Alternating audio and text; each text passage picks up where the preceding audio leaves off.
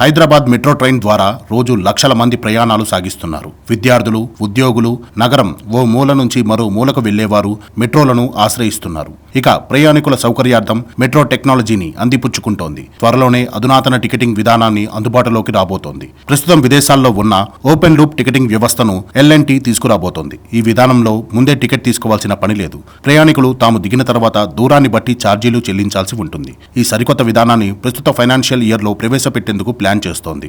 ఈ సౌకర్యం అందుబాటులోకి వస్తే ప్రయాణాలు మరింత సులభం కానున్నాయి. ప్రస్తుతం మెట్రో ప్రయాణాలు సాగించేవారు ముందుగానే టికెట్ తీసుకోవాల్సి ఉంటుంది. తాము ఏ స్టేషన్లో దిగాలో ముందే నిర్ణయించుకుని అక్కడి వరకు టికెట్ తీసుకోవాలి. మనం టికెట్ తీసుకున్న ముందు స్టేషన్లో గానీ ఆ తర్వాత స్టేషన్లో గానీ దిగితే ఆటోమేటిక్గా ఫేర్ కలెక్షన్ వ్యవస్థ అనుమతించదు. అప్పుడు స్టేషన్ సిబ్బందిని సంప్రదిస్తే వారు చేసిన అదనపు ప్రయాణానికి ఛార్జీలు వసూలు చేసి బయటకు పంపిస్తారు. గమ్యస్థానానికి ముందు స్టేషన్లో దిగుదామన్నా అక్కడ గేటు తెరుచుకోదు. ఓటీఎస్ సిస్టంలో ఇలాంటి సమస్యలు ఉండవు. ప్రయాణించిన తర్వాతే దూరాన్ని బట్టి చెల్లింపులు చేస్తారు. ఓటీఎస్ వ్యవస్థ ఇప్పటికే దేశాల్లో వినియోగిస్తున్నారు. నేషనల్ కామన్ మొబిలిటీ కార్డు ద్వారా దీన్ని అమలు చేసేందుకు సిద్ధమవుతున్నారు.